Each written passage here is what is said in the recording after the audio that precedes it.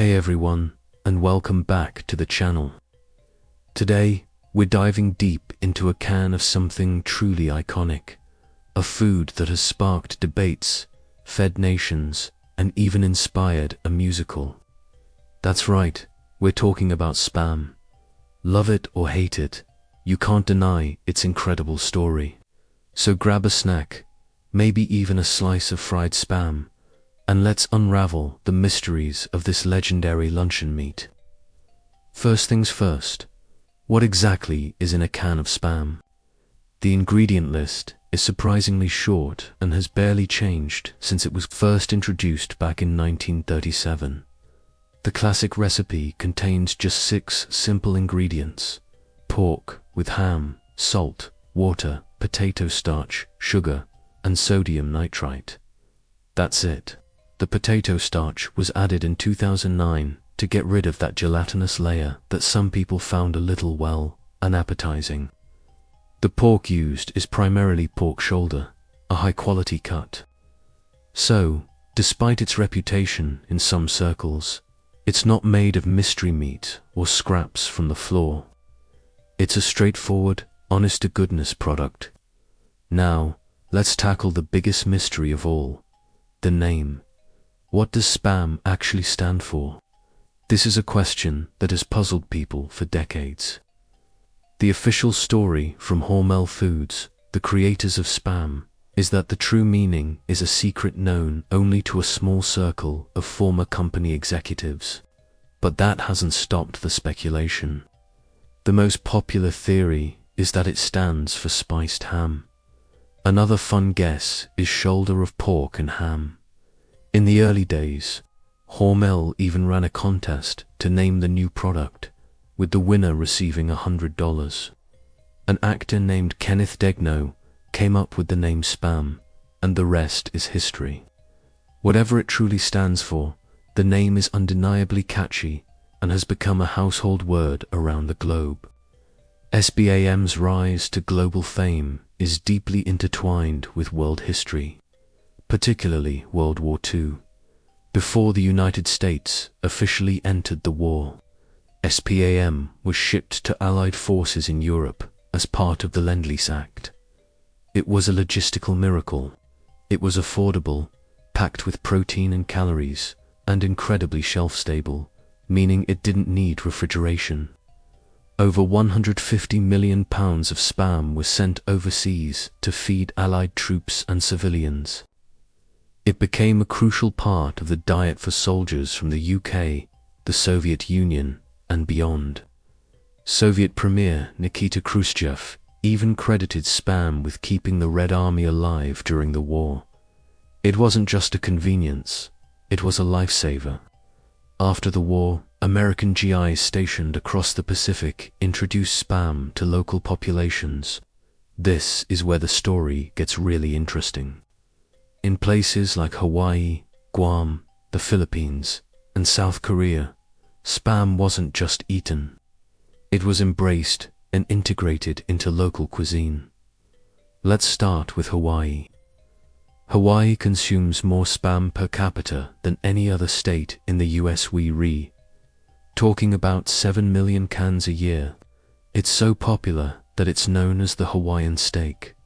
You'll find it everywhere, from convenience stores to high-end restaurants. The most famous Hawaiian Spam dish is undoubtedly the Spam musubi. It's a beautiful little brick of rice, topped with a grilled slice of teriyaki glazed Spam, all wrapped up in a strip of nori seaweed. It's the ultimate portable snack, and it is absolutely delicious. Then there's South Korea. Spam holds a very special, almost luxurious status there. After the Korean War, meat was scarce, and American GIs would share their rations, including Spam, from their bases. It became a symbol of prosperity and a coveted item. Today, SPAM is a key ingredient in one of Korea's most beloved comfort foods, budae, or army base stew. This is a hearty, spicy stew filled with things like kimchi, ramen noodles, tofu, and of course, generous chunks of Spam and hot dogs. It's a dish born from hardship that has become a celebrated part of their food culture. Spam is also a hugely popular gift, especially during holidays like Chuseok, the Korean Harvest Festival. You can buy these beautiful, elaborate spam gift sets that are treated with the same reverence as a fine bottle of wine. Let's hop over to the Philippines, where espa is a breakfast staple. Spam salog is a classic Filipino breakfast plate, consisting of fried spam, garlic fried rice, sinangog, and a fried egg. It's salty, savory, and the perfect way to start the day. Much like in Korea, spam's popularity in the Philippines is a direct result of American influence post-World War II, and it has remained a beloved pantry item ever since. Now, for some rapid-fire trivia. Did you know that there's a spam museum? It's located in Austin, Minnesota, the birthplace of the Hormel Company. It's a 14,000 square foot blue and yellow building dedicated to all things spam.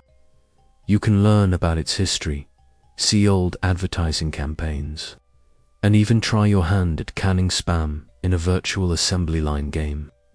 It's a surprisingly fun and popular tourist destination. And what about the different flavors? While you might only see the classic version on your local store shelf, there are actually over 15 different varieties of spam sold around the world. There's spam with cheese, spam with bacon, jalapeno spam, teriyaki spam, and even a low-sodium version. There's even a tocino-flavored spam made specifically for the Filipino market, which has a sweet and savory profile. Hormel is always experimenting to cater to different regional tastes. Of course, we can't talk about spam without mentioning its most famous cultural reference, the Monty Python sketch. In 1970, the British comedy troupe aired a sketch set in a greasy spoon cafe, where nearly every item on the menu included spam. A group of Vikings in the corner would start chanting spam, spam, spam, spam, drowning out all other conversation. This sketch is the reason why unsolicited, repetitive, and unwanted emails are called spam. The term was adopted by early internet users to describe the flooding of message boards with the same annoying message, just like the Vikings flooding the cafe with their chanting. So, in a way, spam is responsible for a huge part of our modern digital vocabulary. Despite its sometimes jokey reputation in North America, spam is a global phenomenon. It's sold in 44 countries, and the brand has sold over 9 billion cans worldwide. If you stacked all those cans on top of each other, they would circle the Earth almost 14 times. Every single second, around 12.8 cans of spam products are consumed around the world. That is a staggering amount of processed pork. The legacy of spam is a story of ingenuity, resilience, and cultural adaptation. It's a food that was born out of necessity during the Great Depression, became a hero during World War II, and then found new life as a beloved ingredient in kitchens from Seoul to Honolulu. It has been a punchline, a pantry staple, a luxury gift, and a cultural icon. It shows how food can travel, transform, and take on new meanings as it crosses borders and generations. So, the next time you see that iconic blue and yellow can in the grocery store aisle, maybe you'll see it a little differently. It's not just a can of meat. It's a can full of history, a symbol of global connection, and a testament to the surprising journey a simple food can take. Whether you're frying it up for breakfast, dicing it for a stew, or layering it in a musubi, you're taking part in a culinary tradition that spans the entire globe. What are your thoughts on spam?